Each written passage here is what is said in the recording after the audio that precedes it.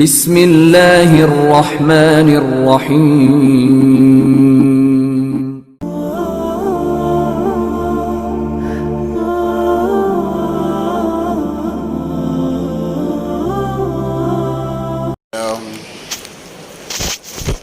الحمد لله نحمده ونستعينه ونستغفره ونؤمن به ونتوكل عليه ونعوذ بالله من شرور أنفسنا ومن سيئات أعمالنا من يهده الله فلا مضل له ومن يضلله فلا هادي له ونشهد أن لا إله إلا الله وحده لا شريك له ونشهد أن سيدنا ومولانا محمدا عبده ورسوله أما بعد قال الله تبارك وتعالى في القرآن المجيد والفرقان الحميد فأعوذ بالله من الشيطان الرجيم بسم الله الرحمن الرحيم يا أيها الذين آمنوا ادخلوا في السلم كافة ولا تتبعوا خطوات الشيطان إنه لكم عدو مبين قال النبي صلى الله عليه وسلم لا عدوى ولا طيرة ولا هامة ولا سفر وقال النبي صلى الله عليه وسلم فإن أصدق الحديث كتاب الله وأحسن الهدي هدي محمد صلى الله عليه وسلم وشر الأمور محدثاتها وكل محدثة بدعة وكل بدعة ضلالة وكل ضلالة في النار أو كما قال عليه الصلاة والسلام اللهم صل على سيدنا مولانا محمد في أول كلامنا اللهم صل على سيدنا مولانا محمد في أوسط كلامنا اللهم صل على سيدنا محمد في آخر كلامنا اللهم لك الحمد كما أنت أهله فصل على محمد كما أنت أهله وافعل بنا ما أنت أهله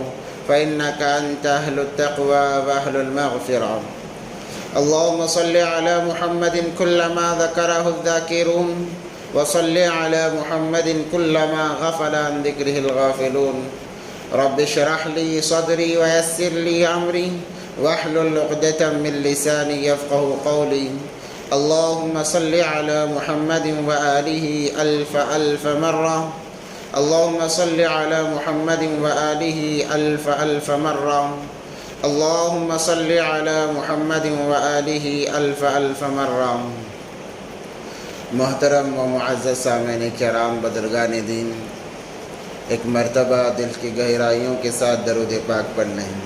اللہم صل علی سیدنا محمد وعلی آل سیدنا محمد وبارک وسلم۔ معزز سامعین کرام، انسان کے ساتھ ساتھ دنیا میں 6 چیزیں ہمیشہ چلا کرتی ہیں: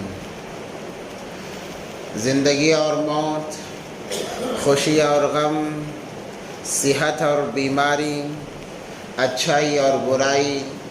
یہ تمام چیزیں انسان کے ساتھ میں ہمیشہ چلتے رہتے ہیں۔ انسان کے لیے جائز نہیں ہے کہ جب وہ زندہ ہے تو خوش رہے، جب موت کا سامنا کرنا پڑے موت کو نحوست سمجھے۔ صحت مند ہے، خوش رہے، جب بیماری کا سامنا کرنا پڑے تو بیماری کو نحوست سمجھے، کیونکہ انسان کبھی ایک حالت پر باقی نہیں رہتا۔ انسان کے حالات بدلتے رہتے ہیں۔ ایک حالت پر باقی رہنے والی مخلوق و فرشتوں کی مخلوق ہے کہ اللہ نے جس چیز پر جیسا انہیں معمور کر دیا وہ قیامت تک ویسے ہی رہیں گے۔ اگر انسان ہے تو حالات بدلتے رہیں گے۔ خوشی ہے تو پریشانی ضرور آئے گی، صحت ہے بیماری ضرور آئے گی، یہ چیزیں ساتھ ساتھ چلیں گی، مگر انسان ان چیزوں کے بدلنے سے اپنے عقائد کو بدلنے لگتے ہیں۔ یہ انسان کے گمراہی کی علامت ہے۔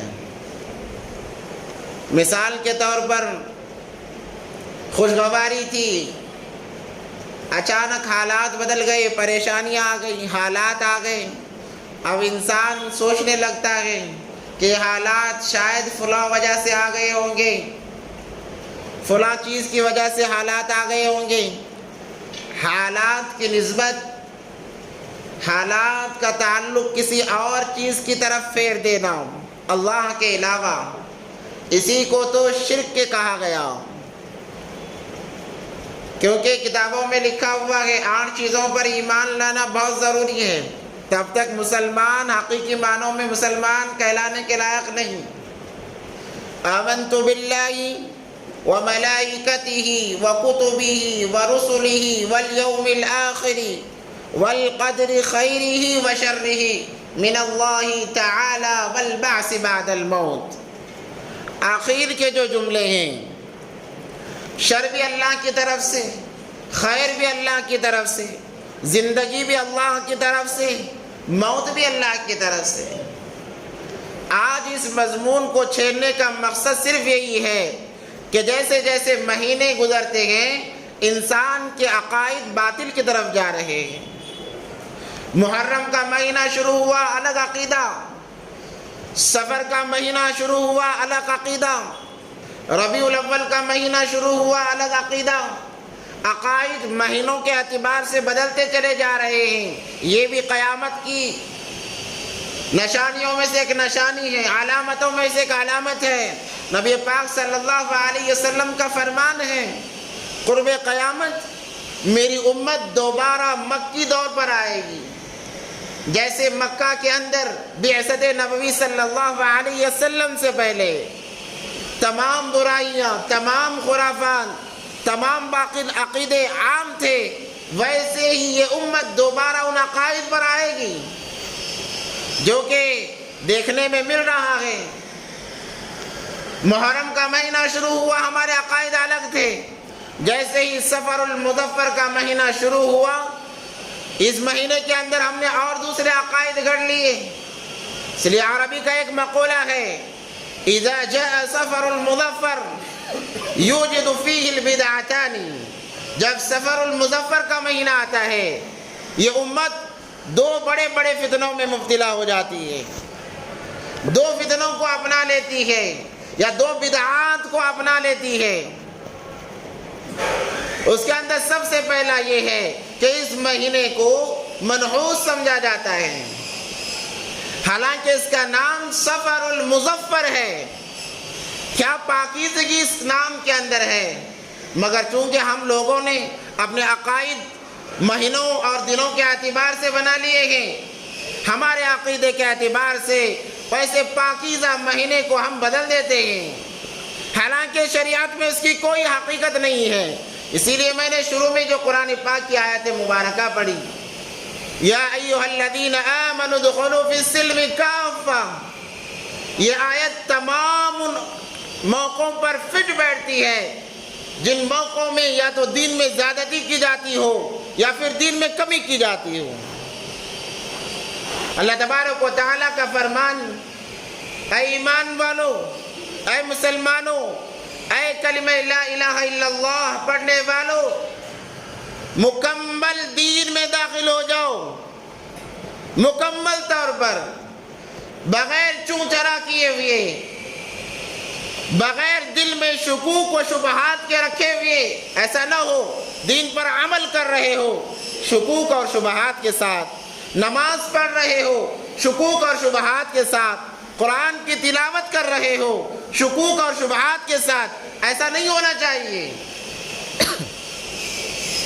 ادخلوا فی السلم کافہ، مکمل طور پر آ جاؤ، تمام شکوک و شبہات کو ختم کر دو، چوں چرا کو ختم کر دیا جائے، تب تم فلاح کو پہنچو گے، کامیابی کو پہنچو گے۔ تو جیسے ہی سفر کا مہینہ شروع ہوا، جو کہ الحمدللہ چل رہا ہے، ہمارے اندر بدعتیں جمع ہو جاتی ہیں۔ ہر کوئی ان بدعتوں میں پڑتا نہیں ہے، مگر چند ایسے لوگ بھی ہیں جن کا عقیدہ یہی ہے جو ابھی بیان کیا جا رہا ہے۔ سفر المظفر کے مہینے کی ابتدائی تاریخ کو 13 تیزی کے نام سے یاد کیا جاتا ہے۔ آج اب پوچھا جاتا ہے کہ تیرا تیزی کیا ہے، کس لیے بنائی جاتی ہے؟ کہتے ہیں کہ نبی پاک صلی اللہ علیہ وسلم سفر کے پہلے 13 دنوں میں بہت شدید بیمار تھے، اس کے بعد میں انہیں افاقہ ہوا ہے۔ چونکہ بیماری میں شدت تھی، تیزی تھی، اس لیے اس کو 13 تیزی کا نام دے دیا۔ اور چونکہ نبی پاک صلی اللہ علیہ وسلم ان ایام میں زیادہ بیمار تھے، اس لیے کہا خصوصی اعتبار سے ان 13 دنوں کو منحوس سمجھا جاتا ہے۔ شادی بیاہ اس کے اندر کوئی کرتا نہیں، کاروبار، نیا کاروبار شروع نہیں کرتا، کوئی خیر کا کام نہیں کرتا، کیوں؟ ان دنوں کو منحوس سمجھا جاتا ہے۔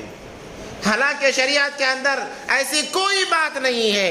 جو میں نے آپ حضرات کے سامنے حدیث مبارکہ پڑھی ہے، نبی پاک صلی اللہ علیہ وسلم کا فرمان، لا عدوى ولا طیرة ولا ہامة ولا سفر۔ نبی پاک صلی اللہ علیہ وسلم کا فرمان ہے، نبی پاک صلی اللہ علیہ وسلم نے فرمایا کوئی بیماری ایسی نہیں کہ انسان کو ایک بیماری لگ جائے، دوسرا انسان اس کے قریب جائے وہ بیماری اس کو چھو لے، ایسی کوئی بیماری نہیں ہے۔ ہاں البتہ یہ بات ضرور ہے کہ اگر کوئی بیمار پڑ جائے تو اس بیماری سے بچنے کے لیے اسباب اپنا لیے جائیں، مگر چونکہ بیمار ہوا ہے، بیماری کو منحوس سمجھنا یہ بہت بری بات ہے۔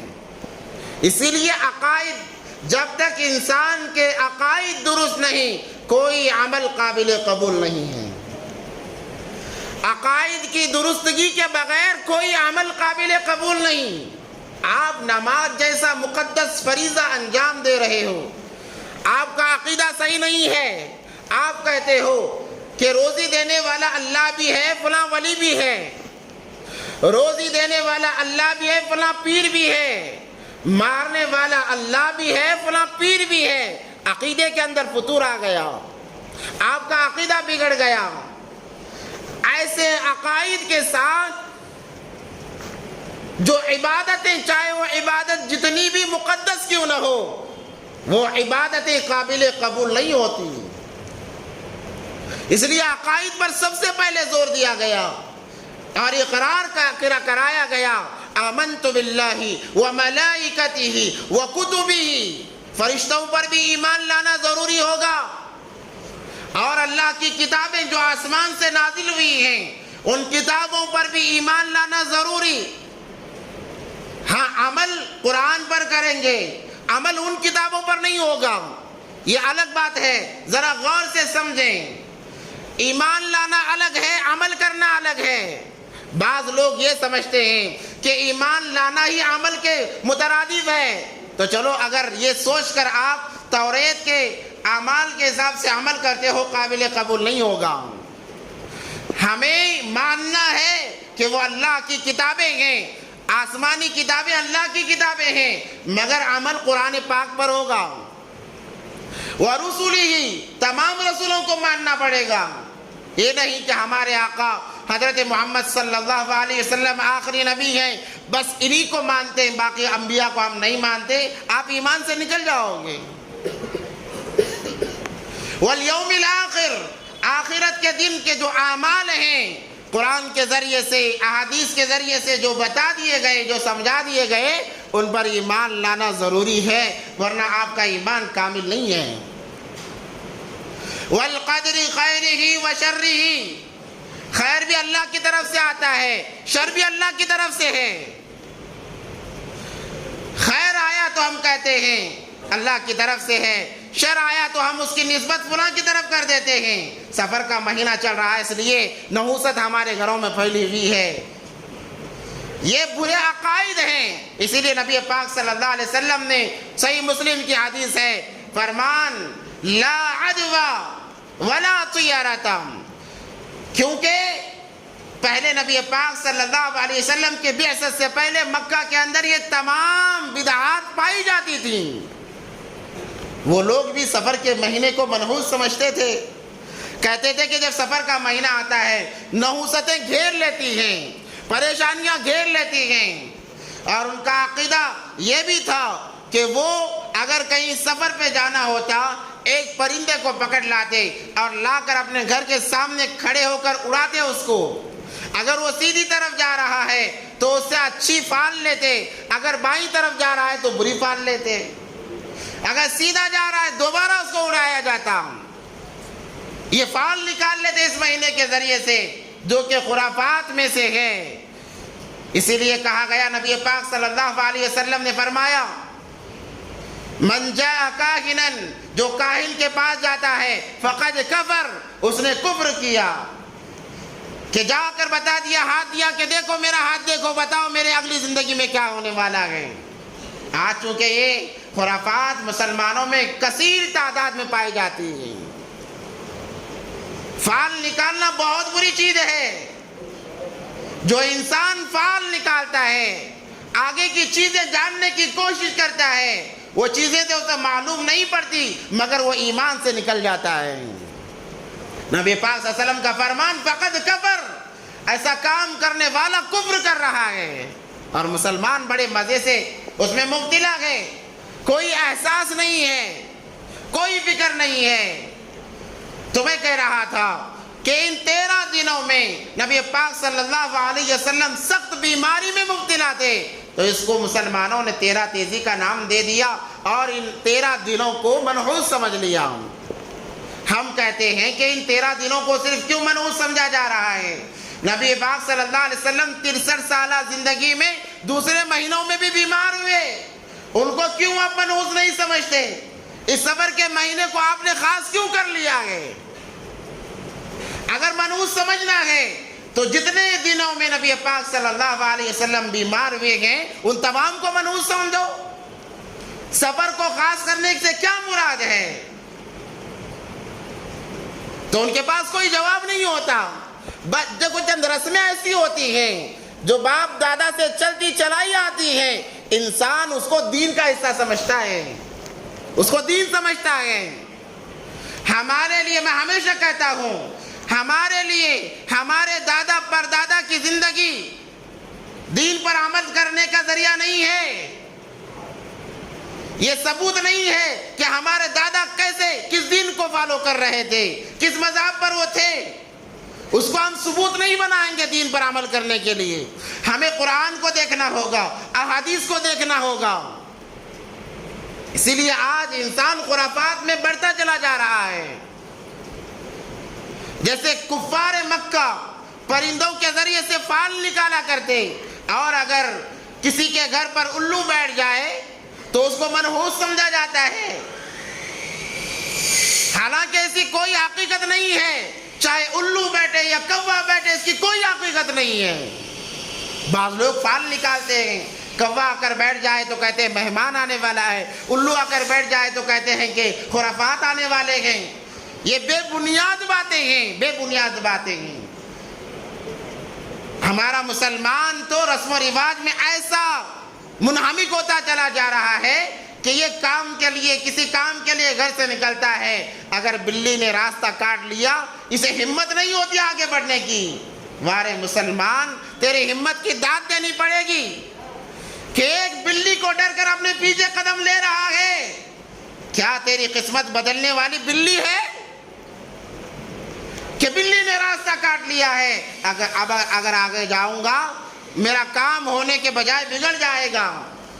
اپنے قسمت کا تعلق، اپنے عقیدے کا تعلق ہم نے مخلوقات سے جوڑ دیا اور اپنے آپ کو مسلمان گردانتے ہیں۔ ہم کہتے ہیں کہ بلی کے راستہ کاٹنے سے تیرا کام تو خراب نہیں ہوگا مگر بلی کا کام ضرور خراب ہو جائے گا، کیونکہ منحوس بلی نہیں ہے، مسلمان منحوس ہے۔ آپ پوچھیں گے یہ کیسے بتایا جا سکتا ہے کہ مسلمان منحوس ہے؟ نحوست تو ایمان والوں میں نہیں ہوتی۔ ہم بھی کہتے ہیں نحوست ایمان والوں میں نہیں ہوتی مگر ان مسلمانوں میں ضرور ہوتی ہے جو 5 وقت کی نمازیں چھوڑ کر اپنی دنیا میں مبتلا ہوتے ہیں۔ سفر کا مہینہ منحوس نہیں ہے، بلی کا راستہ کاٹنا منحوس نہیں ہے، الو کا گھر پر آ کر بیٹھ جانا منحوس نہیں ہے۔ سب سے بڑی نحوست یہ ہے کہ ایک مسلمان نماز چھوڑ کر گھر میں بیٹھا رہے، یہ سب سے بڑی نحوست ہے۔ ہم نے اس کو منحوس نہیں سمجھا، ہم نے اس کو نحوست نہیں سمجھا، مگر کوئی بلی راستہ کاٹ لیتی ہے تو ہم نے اس کو منحوس سمجھ لیا۔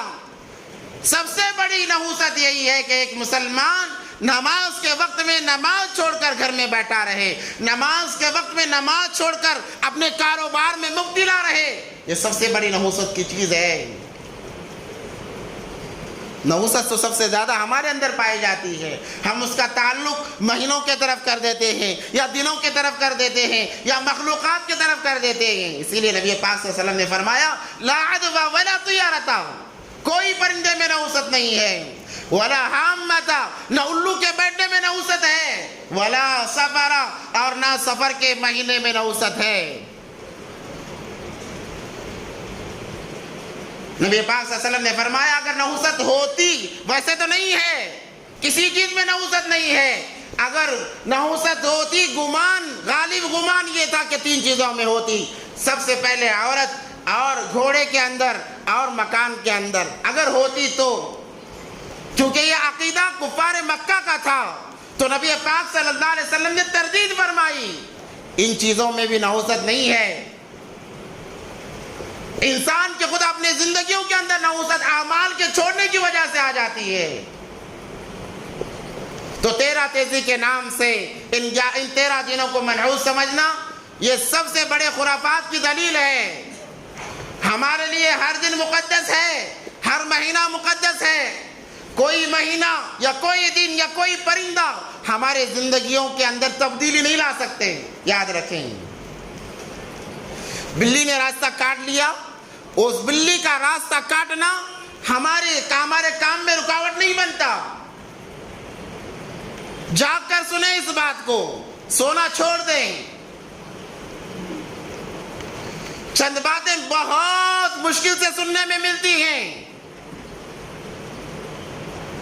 بلی کا راستہ کاٹنا ہمارے قسمت میں تبدیلی نہیں لائے گا، ہمارے کام میں رکاوٹ بننے کا ذریعہ نہیں ہوگا۔ ہاں، نماز کا چھوڑ دینا ہماری زندگیوں میں ضرور تبدیلی لاتا ہے، ضرور تبدیلی لاتا ہے۔ جب انسان ایک وقت کی نماز جان بوجھ کر چھوڑ دیتا ہے، اللہ تبارک و تعالیٰ 40 دن تک برکت اس سے کھینچ لیتے ہیں، یاد رکھیں۔ آپ جائیں عاملوں کے پاس نمازیں چھوڑ کر کہ میرا یہ کام نہیں ہو رہا، وہ کام نہیں ہو رہا، آپ برباد ہو جاؤ گے، کام نہیں ہوگا آپ کا۔ اللہ تبارک و تعالیٰ نے نبی پاک صلی اللہ علیہ وسلم کو فرمایا وَأْمُرْ أَهْلَكَ بِالصَّلَاةِ، اے نبی جی آپ اپنے گھر والوں کو نماز کا حکم کیجئے۔ کنہیں حکم دیا جا رہا ہے؟ 2 جہاں کے سردار جن کے صدقے طفیل آج ہم اور آپ یہاں پر بیٹھے ہوئے ہیں، اگر وہ نہ ہوتے ہم بھی نہ ہوتے۔ اللہ تبارک و تعالیٰ ویسی مقدس ہستی کو کہہ رہے ہیں وَأْمُرْ أَهْلَكَ بِالصَّلَاةِ وَالصَّبِرْ عَلَيْهَا لَا نَسْأَلُكَ رِزْقًا، آپ جائیے اپنے گھر والوں کو، اپنے ماتیاتوں کو نماز کا حکم کیجئے، ہم آپ سے روزی کموانا نہیں چاہتے۔ لَا نَسْأَلُكَ رِزْقًا نَحْنُ نَرْزُقُكَ، روزی دینے والے تو ہم ہیں، روزی دینے والے ہم ہیں، آپ نماز کا حکم کیجئے۔ آج ہم نماز سے کتنے دور ہیں، اور ہمیں نحوست ان مخلوقات میں نظر آ رہی ہے، دنوں میں نظر آ رہی ہے۔ نماز کا چھوڑنا انسان کو، مسلمان کو کفر تک ملا دیتا ہے، کفر سے ملا دیتا ہے۔ اور بے نمازیوں کے لیے خود نبی پاک صلی اللہ علیہ وسلم کی بد دعا ہے، یاد رکھیں۔ نبی پاک صلی اللہ علیہ وسلم کا فرمان ہے میرا دل چاہتا ہے ان لوگوں کے میں گھروں پر جاؤں جو جان بوجھ کر مساجد کو چھوڑ کر اپنے گھروں میں نماز پڑھتے ہیں، نماز چھوڑتے نہیں، نماز پڑھتے ہیں، ان لوگوں کے گھروں پر جاؤں اور انہیں گھروں سمیت انہیں آگ لگا دوں۔ گھروں میں نماز جان بوجھ کر مساجد کو چھوڑ کر گھروں میں نماز پڑھنے والوں کے لیے وعید ہے۔ ذرا سوچیں بے نمازیوں کے لیے کیا ہوگا، نماز کے چھوڑنے والوں کے لیے کیا ہوگا۔ ایک عورت آئی حضرت عمر فاروق رضی اللہ تعالیٰ عنہ کے پاس اور رونے لگی کہ مجھ سے بہت بڑا گناہ ہو گیا، کیا اللہ مجھے معاف فرمائیں گے؟ کہا کیا گناہ ہوا ہے؟ وہ روتی جا رہی ہے کتابوں میں لکھا ہے اس کا رونا ایسا تھا، اسے دیکھ کر حضرت عمر فاروق رضی اللہ تعالیٰ عنہ بھی رونے لگے کہ کیا گناہ کر کے آئی ہے۔ الغرض اس نے گناہ بتایا کہ میں نے زنا کیا، اولاد ہوئی، اس کو قتل کیا، جو مسلمان پانی پینے کے کنویں سے پانی نکال کر پیتے اس کو میں نے ڈال دیا وہاں پر، اسے قتل کر کے وہاں پر ڈال دیا، کیا اللہ مجھے معاف کرے گا؟ حضرت عمر فاروق رضی اللہ تعالیٰ عنہ کو غصہ آیا، غضب آیا اور کہا کہ اتنا بڑا گناہ کر کے تو معافی کی امید لے کر آئی ہے، نکل جا یہاں سے۔ نبی پاک صلی اللہ علیہ وسلم کو پتہ چلا، نبی پاک صلی اللہ علیہ وسلم نے حضرت عمر فاروق رضی اللہ تعالیٰ عنہ کو بلایا اور کہا اے عمر جانتے ہو سب سے بڑا گناہ کیا ہے؟ کہا کہ اللہ کے نبی آپ بتا دیجئے کیا ہے۔ نبی پاک صلی اللہ علیہ وسلم نے فرمایا تیرے سامنے جو گناہ گنوایا گیا ہے وہ کم ہے، ایک وقت کی نماز کا جان بوجھ کر چھوڑنا اس سے بھی بڑا گناہ ہے، نماز کا چھوڑنا زنا سے بڑا گناہ ہے، نماز کا چھوڑنا شراب پینے سے بڑا گناہ ہے، نماز کا چھوڑنا حرام کھانے سے بڑا گناہ ہے، سب سے بڑا گناہ تو نماز کا چھوڑنا ہے۔ اور آج کا مسلمان نمازوں کو چھوڑ دیتا ہے اور نحوست کو دنوں کی طرف منسوب کر دیتا ہے کہ سفر کا مہینہ آیا نحوست شروع ہو گئی، فلاں دن آیا نحوست شروع ہو گئی۔ نحوست دنوں میں نہیں بلکہ نحوست ہم میں خود ہے، کیونکہ ہم نے نمازوں کو چھوڑا ہوا ہے۔ تو یہ عقیدہ کہ سفر کے مہینے میں نبی پاک صلی اللہ علیہ وسلم بیمار ہو گئے اس لیے اس کو منحوس سمجھا جاتا ہے، جو کہ سب سے باطل عقیدہ ہے۔ اور دوسری بدعت، جیسے میں نے کہا بدعتان فیہ بدعتان، اس مہینے میں مسلمان دو بدعتوں کو اپناتا ہے، تیرہ تیزی کی بدعت، اور اس کے اندر لوگ الگ الگ قسموں کی چیزیں کرتے ہیں، اور بعض لوگ کیا کرتے ہیں کہ انڈے، چاول اور کچھ چیزیں ملا کر لوگوں میں تقسیم کرتے ہیں۔ اب ان سے پوچھا گیا کہ آپ یہ کیوں تقسیم کر رہے ہو؟ کہتے ہیں کہ یہ سفر کا مہینہ منحوس ہے، اس کے اندر نحوست ہے، اور یہ چاول اور انڈے دے دینے سے ہماری نحوست جن کو ہم دیتے ہیں ان کی طرف منتقل ہو جاتی ہے۔ وارے مسلمان ماشاءاللہ، کیا اس کے ایمان کے کہنے! مسلمان تو وہ ہے جس کی وجہ سے کسی کو تکلیف نہ پہنچے، کسی کو دکھ نہ پہنچے، اصل مسلمان تو وہ ہے۔ اور یہاں اس مہینے میں کیا کرتے ہیں کہ انڈے لے رہے ہیں اور انڈے اور چاول لے جا کر کسی اور مسلمان کو دے رہے ہیں کہ جو ہماری نحوستیں ہیں تمہارے اوپر آ جائیں۔ کیا عقائد ہے مسلمانوں کے! اور یہ تمام زیادہ تر عورتوں میں پائے جاتے ہیں۔ ان بہنوں سے کہنا چاہتا ہوں، ان ماؤں سے کہنا چاہتا ہوں، میری مائیں نماز کو قائم کریں، نماز کی پابندی کریں، تمام خرافات ختم ہو جائیں گی، تمام پریشانیاں ختم ہو جائیں گی۔ نماز کی پابندی کریں، نماز کی پابندی کریں۔ اور دوسری بدعت جیسے میں نے بتایا کہ آخری چہارشنبہ کے نام سے، اس مہینے میں آخری چہارشنبہ کے نام سے خرافات، ایک بدعت ایجاد ہوئی ہے۔ خصوصی اعتبار سے شہروں میں یہ زیادہ پایا جاتا ہے، شہر میں لوگ زیادہ کرتے ہیں۔ کیا ہوتا ہے کہ آخری چہارشنبہ کیا ہوا تھا اس دن؟ کہ اس دن نبی پاک صلی اللہ علیہ وسلم صحت مند ہو گئے اور ہریالی پر چہل قدمی کرنے کے لیے چلے گئے۔ ساری تاریخ کی کتابوں کو فیل کر دیا آپ کے مسلمانوں نے، ساری تاریخ کی کتابوں کو۔ ابن سیرین رحمت اللہ علیہ کو پیچھے چھوڑ دیا، حسن بصری رحمت اللہ علیہ کو پیچھے چھوڑ دیا، تمام اولیاء اکرام کو پیچھے چھوڑ دیا، اور یہ آگے بڑھ گئے، کہنے لگے کہ صحت مند ہوئے اور ہریالی پر چلنے کے لیے، تفریح کے لیے چلے گئے، تو آج آخری چہارشنبے میں ضروری ہے کہ توشہ بناؤ، توشہ پکاؤ اور کسی پارک کے اندر چلے جاؤ، وہاں جا کر کیا کرو؟ بے حیائی کرو، گناہ کو سر عام انجام دو۔ یہی تو ہوتا ہے پارکوں میں۔ ہریالی پر چلنے کے نام سے عورتیں، نوجوان لڑکیاں بن سور کر جاتی ہیں پارکوں کے اندر۔ مقصد ہریالی پر چلنا نہیں ہوتا، مقصد اپنے حسن کی نمائش کرنا ہوتا ہے۔ معاف فرمائیں کہ مجھے فلاں بھی دیکھے، فلاں بھی دیکھے۔ جو عورت اپنے گھر سے چونکہ میری آواز دور تک جاتی ہے، ان تمام عورتوں سے، بہنوں سے، ماؤں سے کہنا چاہتا ہوں، کان کھول کر سن لیں، آپ بھی اپنے گھروں میں جا کر اس بات کو بتائیں، جو عورت اپنے حسن کو دکھانے کے لیے گھر سے بند سور کر نکلتی ہے، زنا کا عذاب اس پر لگایا جاتا ہے، گویا وہ زنا کے لیے بند سور کر نکل رہی ہے۔ کتنی بڑی بات ہے، پارکوں میں جاتے ہیں بند سور کر، پردے کا کوئی لحاظ نہیں، چہل قدمی کے نام سے بے حیائی کو عام کیا جا رہا ہے، اور پہلے سے وہاں پر نوجوان، بھوکے نوجوان، حسن کی نمائش کو دیکھنے والے پہلے سے تاک لگائے بیٹھے ہوئے ہوتے ہیں کہ آئیں گے ہمارے شکار، اور یہ شکار بن کے جا رہے ہیں۔ تو کہتے ہیں کہ آخری چہارشنبہ ہے، صحت یابی ہوئی ہے، نبی نے عمل کیا ہے، کیا نبی نے بے حیائی کو فروغ دیا؟ نعوذ باللہ۔ کس کی نسبت کس طرف کرنا ہے ہمیں وہ تک پتہ نہیں چلا آج تک۔ یہ خرافات عام کی جا رہی ہیں، یہ بدعات عام کی جا رہی ہیں، حالانکہ حقیقی تاریخ آپ کو بتاؤں، نبی پاک صلی اللہ علیہ وسلم نہ سفر کے شروع دنوں میں بیمار ہوئے، نہ آخری چہارشنبے کو صحت یاب ہوئے ہیں۔ یہ صحیح تاریخ بتا رہا ہوں، آپ تاریخ ابن خلدون اٹھا کر دیکھیے، سیرت مصطفیٰ اٹھا کر دیکھیے، سیرت کی جتنے کتابیں ہیں تمام کتابوں کو اٹھا کر دیکھیے، پتہ چلے گا۔ دو قول ملتے ہیں آپ کو۔ سب سے پہلا قول تو یہ کہ سفر کے آخری دنوں میں نبی پاک صلی اللہ علیہ وسلم بیمار ہوئے اور 12 ربیع الاول کو انتقال ہوا۔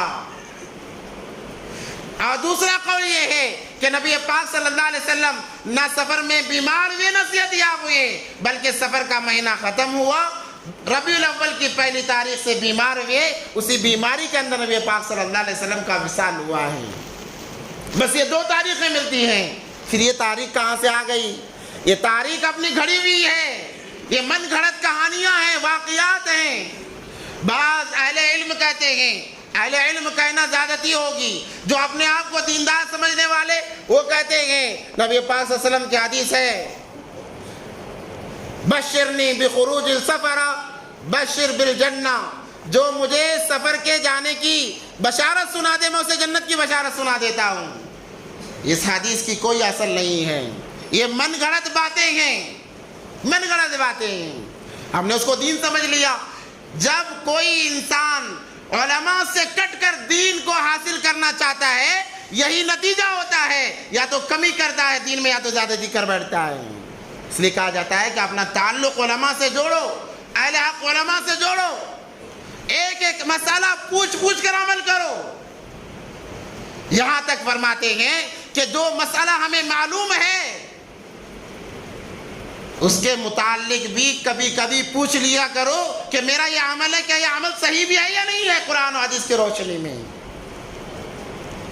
مگر ہم سوالات کے کرنے کو، پوچھنے کو بڑا عیب سمجھتے ہیں۔ میری اتنی بڑی داڑھی ہے، میں اگر مسئلہ پوچھوں میری کیا عزت رہے گی؟ اچھا، میں اتنی بڑی مسجد کا صدر، اگر میں نے مسئلہ پوچھ لیا میری کیا عزت رہے گی؟ میں کونسلر، میں نے مسئلہ پوچھ لیا میری کیا عزت رہے گی؟ پھر کیا کرو گے؟ کہا کہ ہم اپنے سے کر لیں گے، چاہے جو بھی ہو، چاہے جو بھی ہو۔ اگر مسائل میں اپنے سے اجتہاد کرو گے تو گمراہی کے دہانے پر کھڑے ہو جاؤ گے۔ ایک طبقے کو اللہ تبارک و تعالیٰ توبہ کی توفیق نہیں دیتے۔ آپ پوچھو گے کیوں؟ کیونکہ انہوں نے بدعات کو دین سمجھ رکھا ہے۔ بدعات کو جو انسان دین سمجھتا ہے اللہ توبہ کی توفیق چھین لیتے ہیں، توبہ کی توفیق چھین لی جاتی ہے۔ اور جہاں تک نبی پاک صلی اللہ علیہ وسلم کے وصال کا تعلق ہے، بیماری آئی، جب نبی پاک صلی اللہ علیہ وسلم سے حجۃ الوداع کر کے واپس آئے، اسی وقت سے بیماری آپ صلی اللہ علیہ وسلم کو تھی۔ بیماری دھیمے دھیمے بڑھتی گئی، محرم کا مہینہ بھی بیماری میں گزرا، سفر کا مہینہ بھی بیماری میں گزرا، ربیع الاول کا جیسے ہی مہینہ شروع ہوا بیماری بڑھتی گئی، یہاں تک کہ 12 ربیع الاول کو نبی پاک صلی اللہ علیہ وسلم دنیا سے تشریف لے گئے۔ اور اب ہم یہاں پر بیماری کو منحوس اور صحت یابی کے دن کو بڑا خوشگوار دن سمجھ رہے ہیں، اور جس دن وصال ہوا اس دن تو ہم عیاشی میں مبتلا ہو جاتے ہیں۔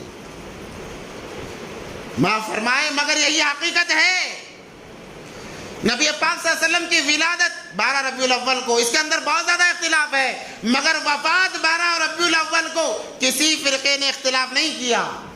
آپ بریلیوں کا فتویٰ اٹھا لیجئے، اہل حدیث کے علماء کا اٹھا لیجئے، کسی طبقے کا فتویٰ اٹھا لیجئے، تمام کا اتفاق ہے کہ وصال نبی پاک صلی اللہ علیہ وسلم کا 12 ربیع الاول کو ہوا ہے۔ اس دن کو ہمیں اگر ایسا دیکھا جائے، اگر ہم دنوں کو اعتبار سے منحوس یا اچھا سمجھنے لگے تو اس دن کو ہمیں سب سے زیادہ سامنے رکھنا ہے۔ یہ خرافات ہیں، اس لیے کہا کسی دن میں نحوست نہیں ہے۔ نحوست ہے تو انسان کے اپنے آپ کے اندر ہے، وہ اس لیے کہ انسان نمازوں سے دور ہے، قرآن کی تلاوت سے دور ہے۔ اگر اپنے زندگیوں سے نحوست کو نکالنا ہے، نماز کی پابندی کریں، نماز کی پابندی کریں، قرآن پاک کی تلاوت کی پابندی کریں، آپ کی زندگیوں سے خرافات خود بخود نکل جائیں گی۔ آپ کو پھر عاملوں کے پاس جانے کی ضرورت نہیں، کاہنوں کے پاس جانے کی ضرورت نہیں، کسی کے پاس جانے کی ضرورت نہیں۔ نماز کے ذریعے سے اللہ آپ کے تمام کام بنائیں گے، جیسے صحابہ کرام کے اللہ تبارک و تعالیٰ بنا دیا کرتے تھے۔ اللہ سے دعا ہے کہ اللہ تبارک و تعالیٰ ہم تمام کو ان باتوں پر عمل کی توفیق عطا فرمائے، اور خرافات سے اللہ ہم تمام کی حفاظت فرمائے۔ حقیقی معنوں میں جو چیزیں حق ہیں اس کو حق سمجھ کر عمل کرنے کی اللہ ہم تمام کو توفیق عطا فرمائے۔ یہ باتیں چند ضروری تھیں، اس لیے کہ ہمارے سامنے پھر ربیع الاول کا مہینہ شروع ہو رہا ہے۔ انشاءاللہ اس میں نبی پاک صلی اللہ علیہ وسلم کی زندگی کے ہر گوشے کو انشاءاللہ بیان کرنے کی کوشش کی جائے گی۔ اللہ سے دعا ہے کہ اللہ عمل کی توفیق عطا فرمائے۔ وآخر دعوانا الحمدللہ رب العالمین۔